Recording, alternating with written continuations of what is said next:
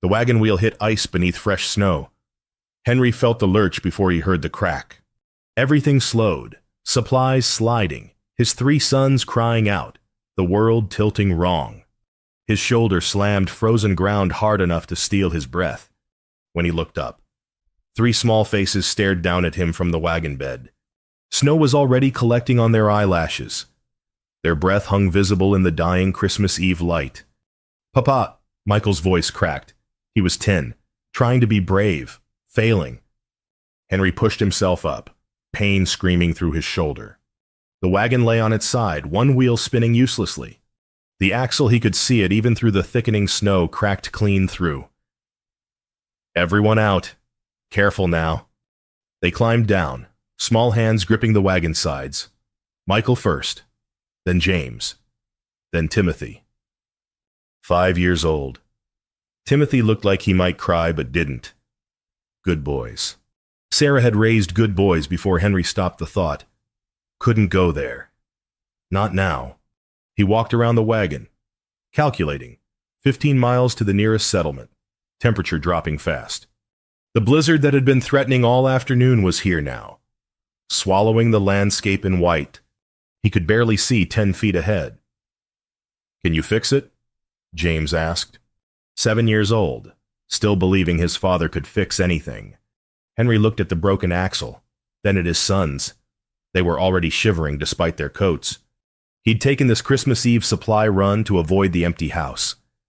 The memories of Sarah in every corner, 1 year and 6 months since she'd died bringing their 4th child into the world.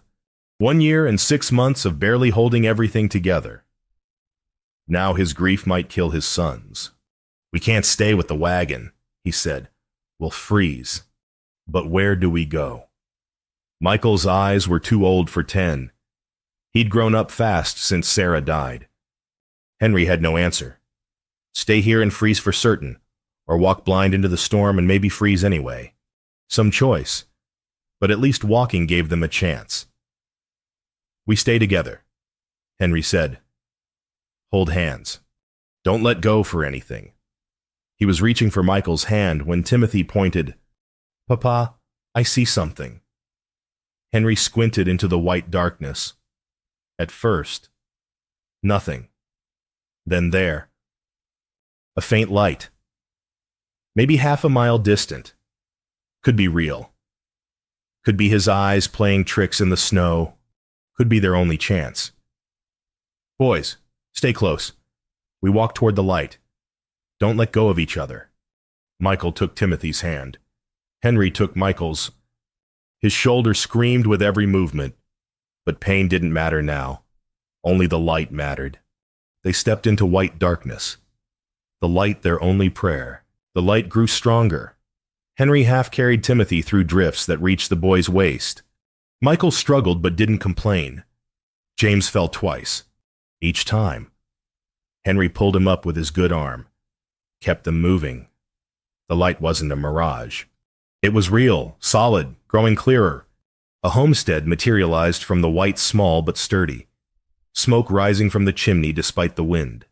Henry's fist was raised to knock when the door opened. A woman stood backlit by firelight. Mid-30s, Henry guessed. Work-worn hands, dark hair pulled back, eyes that assessed injury and need in a single glance. "Get by the fire," she said, not a question, a command. "All of you. Now." She pulled them inside and shut the door against the storm. The warmth hit Henry like a wall. Timothy's teeth were chattering so hard he couldn't speak. The woman moved with swift purpose. She wrapped the boys in quilts, stirred the fire to roaring, put coffee on the stove. Water began heating in a kettle. All of this in less than a minute. No wasted motion. Henry watched her, dizzy with relief and pain. The house was spare but warm. A small pine branch decorated one corner. 2 candles. One place setting at the table. She lived alone. "Sit," she told Henry, pointing to a chair. "That shoulder needs looking at." "Ma'am, we don't want to—" "You'll sit or you'll fall. Your choice." Henry sat. She brought the warm water. Clean cloth. Studied his shoulder with careful fingers. He'd wrenched it badly, maybe cracked something, but nothing broken. "You're lucky," she said, cleaning the wound. "Could have been worse." By the fire, wrapped in quilts, Timothy whispered to Michael. Henry couldn't hear the words, but he saw the woman's hands still for just a moment at the basin. She'd heard, "Coffee?" she asked Henry, not meeting his eyes. "Yes, ma'am. Thank you." She poured 2 cups, handed him one. Their fingers brushed. Both pulled back quickly. Outside, the storm howled. Inside, something else stirred, dangerous, unfamiliar, impossible to name. The woman knelt to bandage his shoulder. Her movements were gentle, efficient. Henry found himself watching her face the concentration, the care she took with a stranger. Their eyes met for 3 heartbeats. Both looked away. "What's your name?" Timothy asked suddenly. The woman glanced at the boy, and her expression softened. "Emma," she said. "My name is Emma. I'm Timothy. That's James, and that's Michael, and that's Papa." "Henry," he said. "Henry Morrison." "We're grateful, ma'am." The wagon. "Storm's too bad to talk about leaving tonight," Emma said, standing. "You'll stay. I'll make supper." It wasn't an offer. It was frontier law. "A light in the window means nobody rides past." Henry nodded, too tired to argue. Emma moved to the stove, and Henry watched his sons watch her. They'd seen neighbor women since Sarah died, plenty of them, but none who moved like this, purposeful, gentle, present. Like someone who'd been alone a long time and remembered what it meant to care for others. The storm howled louder.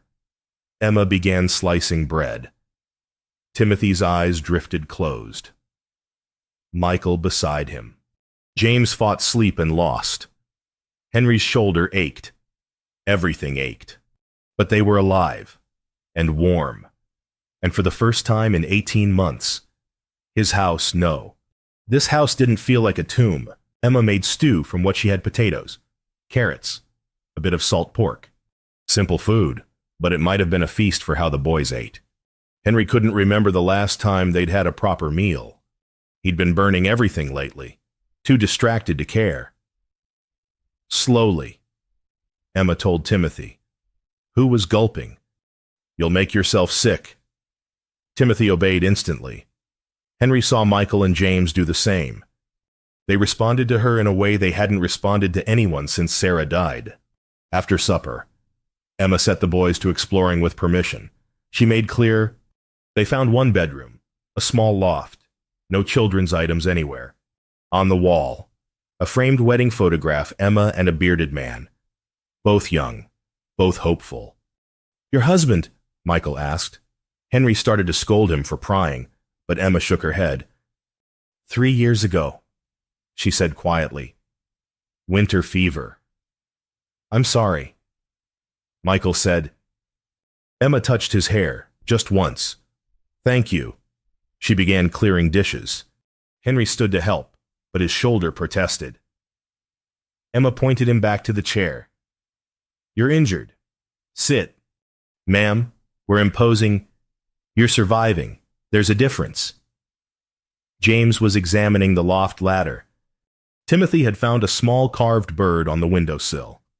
Was turning it over in his hands with wonder. "Put that back." Henry said, "It's all right." Emma said, "I made it.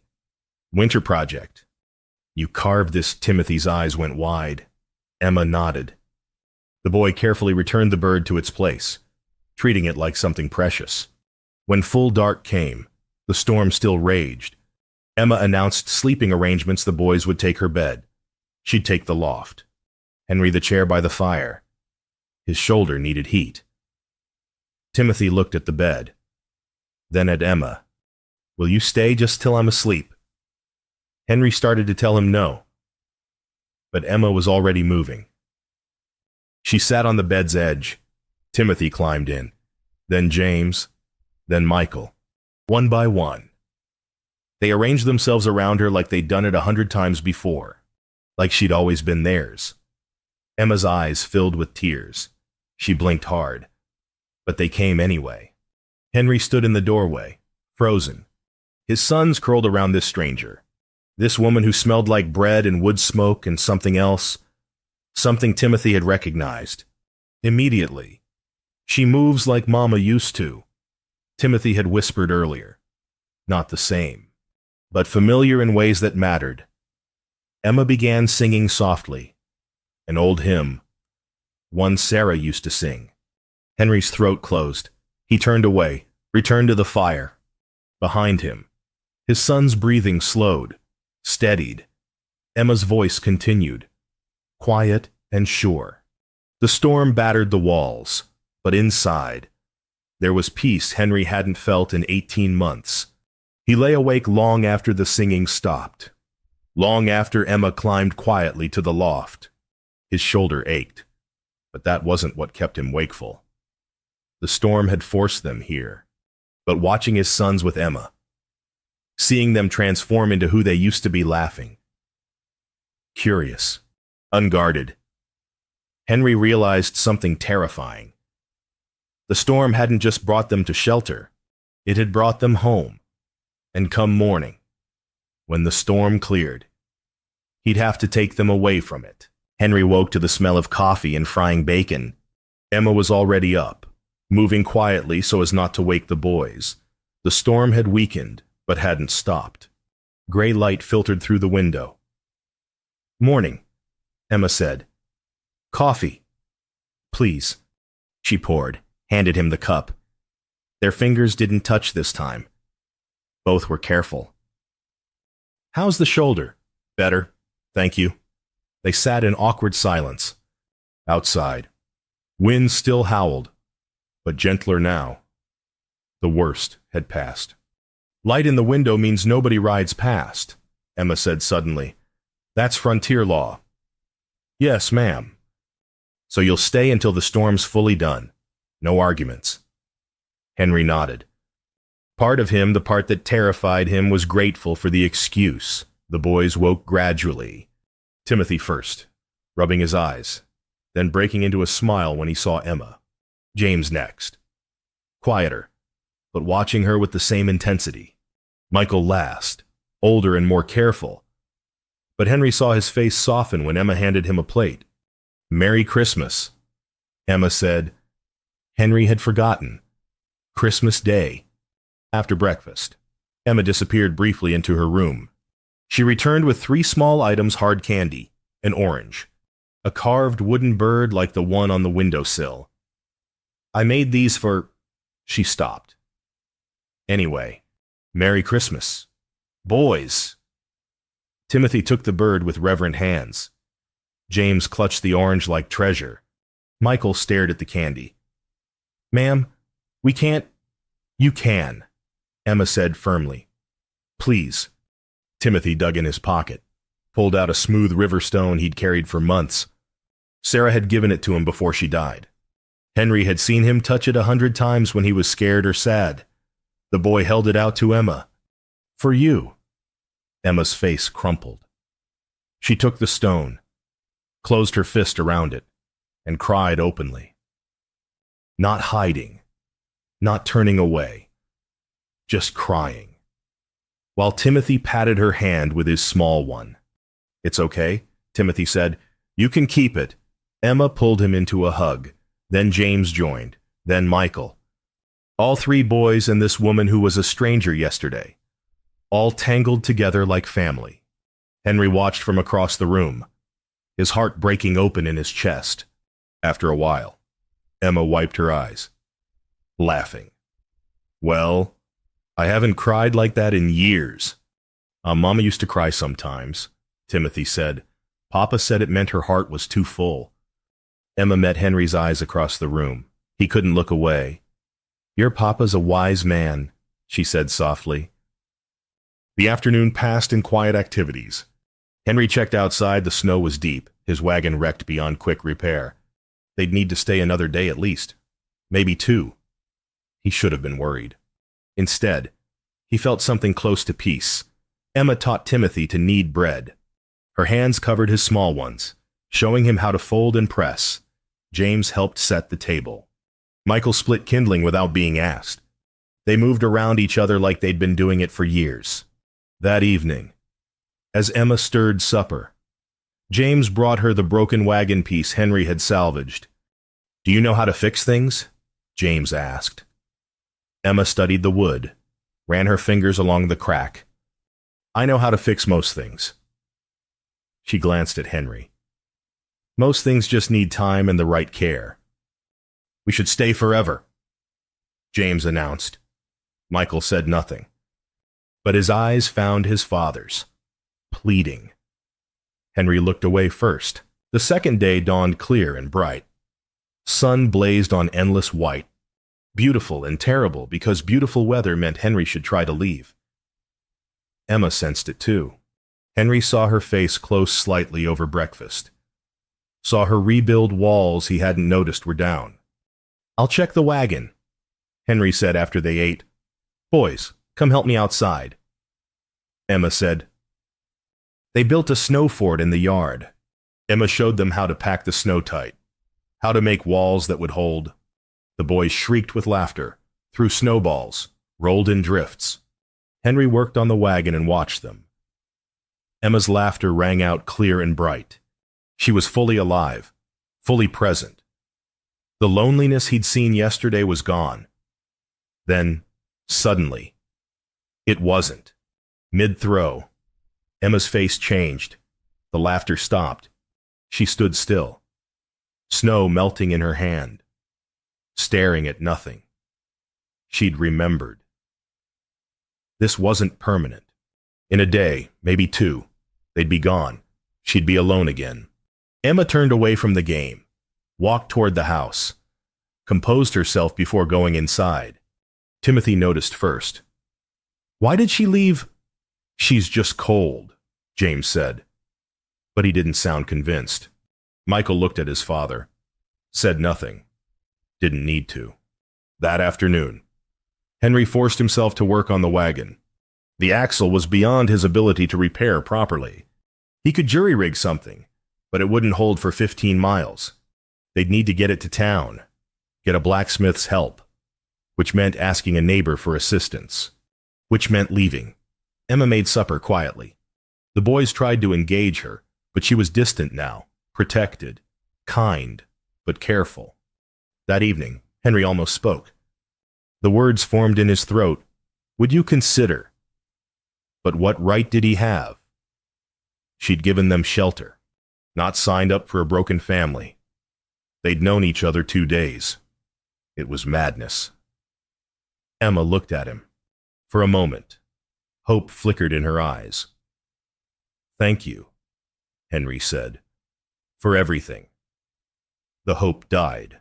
Emma's face went smooth and blank. "Of course," she said.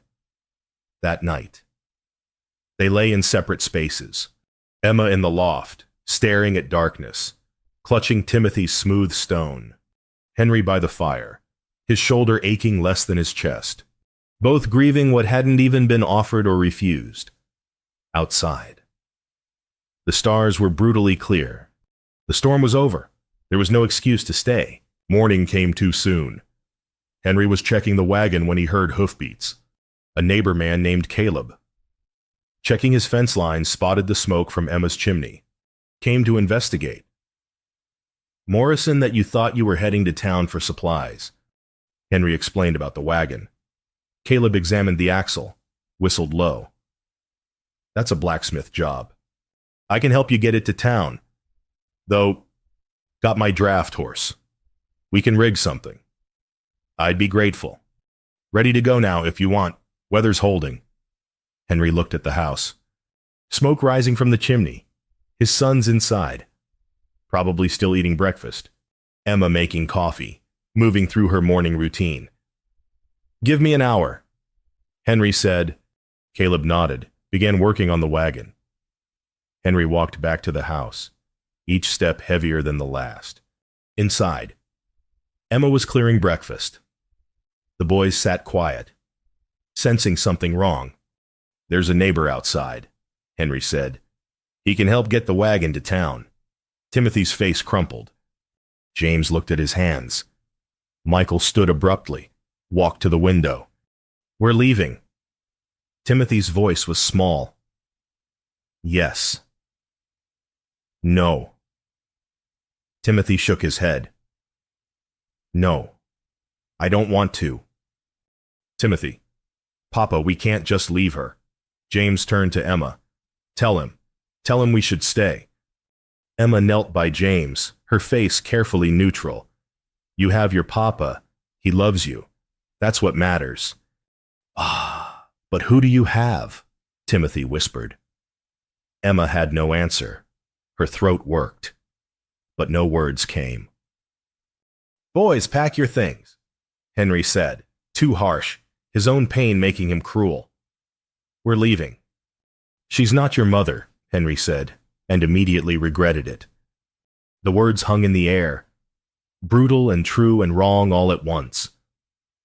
Timothy ran to Emma, sobbing. She gathered him up, held him tight, over his head. Her eyes met Henry's. Everything he needed to know was in that look. She wanted them to stay, but she wouldn't ask. Couldn't ask. Too much pride, too much fear of rejection, too many years of learning not to hope for things her body couldn't give her. Emma kissed Timothy's head, set him gently down. Help your brothers pack. They moved like ghosts. Emma wrapped food for them: bread, cheese, dried meat. Practical, careful. Her face was a mask. Caleb knocked. Ready when you are. Morrison. The boys climbed into the wagon. Nobody spoke. Even Caleb sensed something wrong. Kept his usual chatter to himself. Emma stood in the doorway. She handed Henry the food bundle. You're Sarah, Emma whispered. She loved you well. They're good boys. Henry heard the goodbye in her voice. She thought he didn't want this. Didn't want her. Thank you. He managed, inadequate, cowardly. Emma nodded once, stepped back inside, closed the door. The wagon started moving. Snow crunched under wheels and hooves. Caleb led the way. Henry kept his eyes forward. Couldn't trust himself to look back. Behind him. Timothy began to cry. Quiet, broken sobs that tore at Henry's heart. They'd gone maybe a quarter mile when Timothy spoke into the awful silence. Papa, she's gonna be all alone again. Henry's hands shook on the reins. Everything was wrong. The sun was too bright. The snow was too white. The wagon creaked with every turn, and each sound felt like an accusation. Timothy cried quietly. James stared at his hands. Michael sat in the back, face turned away, shoulders rigid with anger. Henry's throat was tight. His vision kept blurring. 18 months of holding everything together, and it was all breaking now, a quarter mile too late. She smells like Mama used to, Timothy said suddenly. But she's not Mama. Henry's hands froze on the reins. She's Emma. Timothy continued, his voice steady despite the tears. And we need her. Something inside Henry shattered. All his grief, all his fear, all his pride, it cracked apart like ice under spring sun. Sarah was gone. He'd been keeping his sons in amber, afraid to let life back in, afraid to dishonor her memory by moving forward. But Emma wasn't a replacement. Emma was alone in that house because her body couldn't give her children. But her heart had just mothered 3 boys perfectly, and he was riding away because he was a coward. Henry stopped the wagon. Morrison? Caleb looked back. Something wrong. Everything. Henry said, Everything's wrong. Papa! Michael's voice cracked with hope. Henry turned to face his sons. If I went back and asked her, his voice broke, would you want to stay? 3 voices shouted yes so loud that Caleb's horse startled. Caleb looked between them, understanding dawning. A slow grin spread across his weathered face. Well, don't just sit there, son. Caleb said. Some things can't wait. Turning the wagon was difficult in deep snow. The horses balked. Caleb helped maneuver. Every second felt like an hour. Finally, they were facing back. The homestead was visible in the distance, smoke still rising. Go on, Caleb said. I'll wait here. Henry snapped the reins, inside. Emma moved mechanically, cleared the table, washed the dishes. Tears streamed down her face, but her hands kept working. Work was survival. Work was how you got through. The coffee cups. The boys had left them half full, too upset to finish. She dumped them, scrubbed them clean, the quilts. She'd need to wash them. They smelled like children now, like little boys' sweat and sleep and a sound outside. Wagon sounds. Emma froze. They'd forgotten something.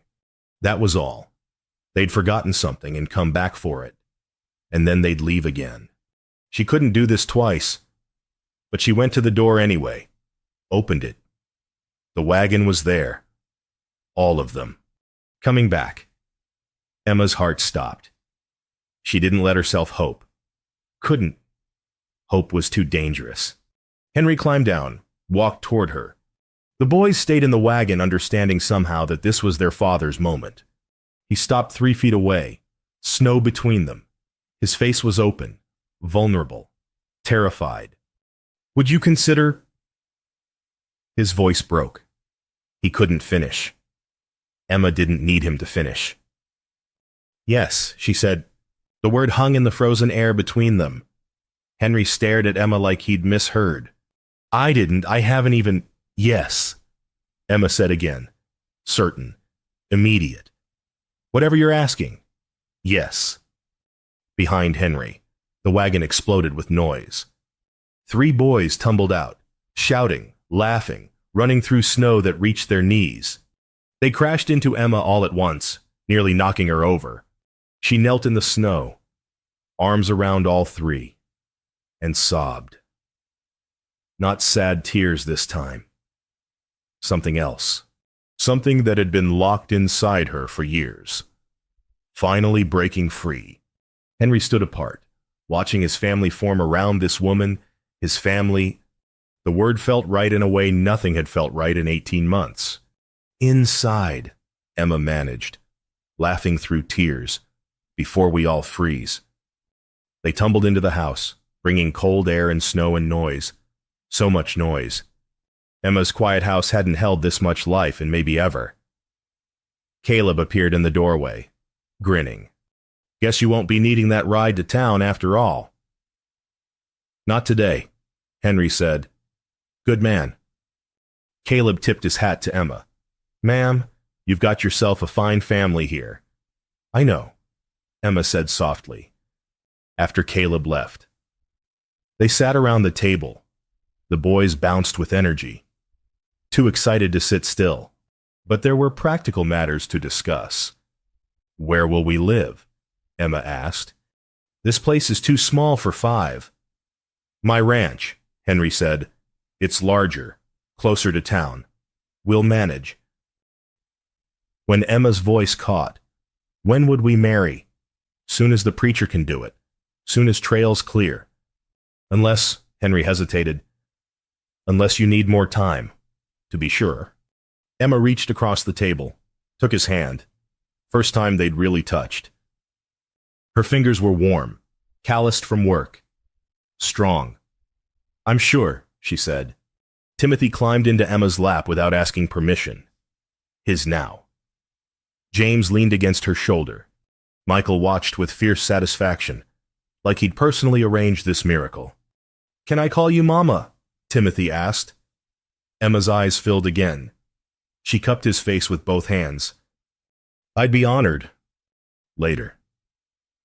After the boys were occupied with the carved birds Emma had made, she had a whole collection. Winter projects from years of solitude, Henry and Emma stood by the fire. I need to show you something, Emma said quietly. She led him to her bedroom, to a small hope chest at the foot of the bed. Opened it. Inside were tiny clothes, baby gowns, small shirts, knitted blankets, all carefully folded, carefully preserved. I made these, Emma whispered, years ago, before I accepted that children weren't. She stopped. I couldn't give them away, couldn't throw them away. So I kept them.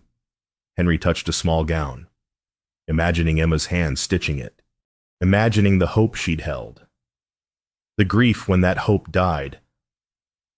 Save them, he said. For grandchildren. Emma looked at him. Grandchildren. You're young yet, and boys grow up fast. Henry managed to smile. You'll have grandchildren. Emma, a whole house full, if Timothy has anything to say about it. Emma laughed, then cried, then laughed again.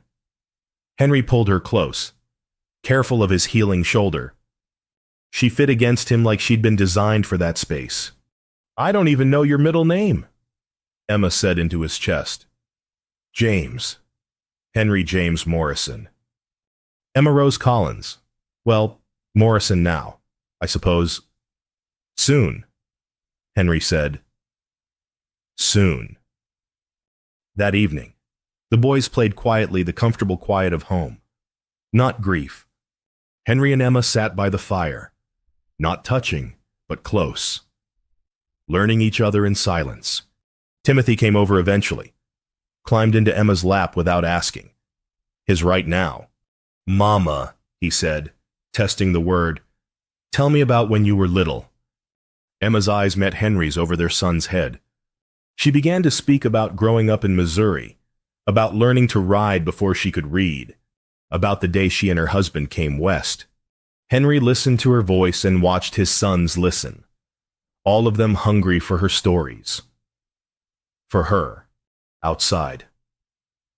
The stars were coming out, clear and cold and impossibly bright. Inside. They were home. 1 week later, they stood in the small church in town. Emma wore her best dress dark blue. Practical, but she'd pinned a piece of lace at the collar. Henry wore his only suit, brushed clean of trail dust. The boys stood as witnesses, solemn and proud. The preacher was brief. Frontier weddings weren't elaborate affairs. Do you? Henry. I do. Do you? Emma. I do. And it was done. The community had come not many, but enough. Caleb and his wife. The shopkeeper. A few ranching families. They brought food, helped load Emma's essentials into Henry's wagon. You need anything, you send word. Caleb's wife told Emma, we take care of our own out here. Emma nodded, too moved to speak. They drove to Henry's ranch larger than Emma's homestead, room for a growing family. The house needed work, but it was solid. It would do. That first morning. Emma woke in a different bed, in a different house. For a moment, she panicked. Where was she? Then she heard it. Footsteps thundering down the stairs. Boys' voices, arguing cheerfully about something. Henry's deeper voice, trying to restore order. Her family. Emma rose, dressed, went downstairs. The kitchen was chaos, Michael trying to cook, James setting the table backward, Timothy narrating everything while getting in the way. Good morning, Emma said. They turned to her, 3 faces lighting up. Mama. Within a week, they'd established a routine. Henry and Michael worked the fence lines each morning. James collected eggs from the hen house. Timothy followed Emma everywhere, chattering constantly. She taught them things: how to make bread that didn't burn, how to mend clothes properly, how to read the weather. Henry taught them ranching, how to handle horses, fix fence, read cattle. They were building something, not replacing what they'd lost, but creating something new. 3 months passed. Snow melted. Mud season came and went. Spring arrived properly. With green shoots and warmer days, Emma planted a garden. Timothy helped, mostly getting in the way. But she didn't mind. She showed him how to press seeds into soil, how to water gently. Will they really grow? Timothy asked. skeptical. If we take care of them. Emma said. Everything grows with the right care.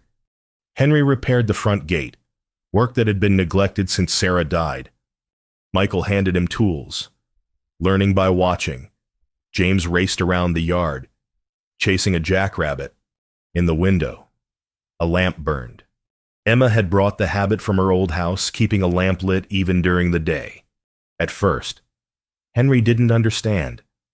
Then Emma explained, 3 years alone. She said quietly, the lamp meant I was still there, still surviving. And now? Henry asked. Emma looked at the lamp, then at her family scattered across the yard. Now it means welcome. Means we're home, all of us. Henry watched her return to the garden, watched Timothy dig enthusiastically in the wrong spot, watched Emma gently redirect him, watched the sun catch in her hair. He remembered Christmas Eve, the white darkness, the desperate stumbling, the moment when Timothy pointed and said, I see something. One light in a storm, one moment when everything could have gone wrong, but went right instead. That night, after the boys were asleep, Emma and Henry sat on the porch. Stars blazed overhead, the same stars that had shone on Christmas Eve, but warmer now, kinder. Do you ever wonder, Emma asked quietly, if the storm brought you to me, or me to you? Henry considered. Both, he said finally. God knew we all needed finding. Emma leaned against his shoulder. Timothy asked me that yesterday. I told him the same thing. Smart boy. They all are. Because of Sarah. Emma looked up at Henry. I don't want to replace her. I couldn't. You're not replacing her. Henry said, You're. He struggled for words. You're what comes next. What she'd want for them. For me. Inside, Timothy cried out in his sleep. Emma rose immediately, went to him. Henry heard her soft voice, heard Timothy settle. When she returned, she carried the smooth stone Timothy had given her that first Christmas. She always kept it close. Do you know what he told me yesterday? Emma asked. What? He said. Mama, I'm glad the storm came. I asked him why. He said, because now you're not alone anymore, and neither are we. Henry's throat closed. He pulled Emma close, and they sat in silence, watching the stars wheel overhead. The lamp burned steady in the window. Not loneliness anymore, not survival. Welcome. Home. Family. Henry whispered into the night, too quiet for Emma to hear. Thank God for storms that bring us home.